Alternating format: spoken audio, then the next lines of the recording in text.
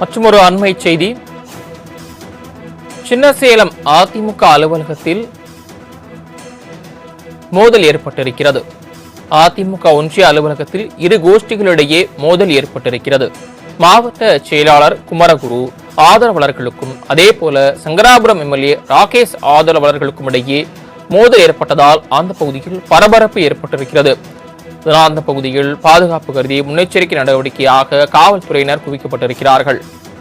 கூடுதல் விவரங்களை செய்தியாளர் பொன்னுசாமி வழங்க கேட்கலாம். பொன்னுசாமி, மோதலுக்கு என்ன காரணம்? தற்போது அங்கு நிலவரம் என்னவாக இருக்கிறது? விவரங்களை விரிவா சொல்லுங்க.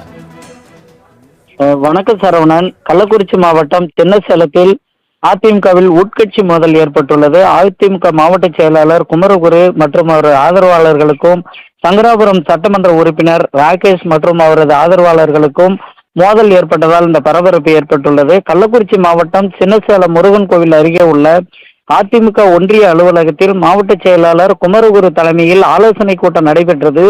இதில் சங்கராபுரம் சட்டமன்ற உறுப்பினரும் நகர செயலாளருமான ராகேஷ் உள்ளிட்ட நகர நிர்வாகிகளை அழைக்காமல் இந்த கூட்டம் நடைபெற்றதாக தெரிகிறது. இந்த தகவல் அறிந்து வந்த சங்கராபுரம் சட்டமன்ற உறுப்பினர் ராகேஷ் 100க்கும் மேற்பட்ட தனது ஆதரவாளர்களுடன் அதிமுக கட்சி அலுவலகத்தில் நுழைந்து எங்களை அழைக்காமல் எப்படி நீங்கள் கூட்டம் போடுவீங்க என கூறியதாக கூறப்படுகிறது.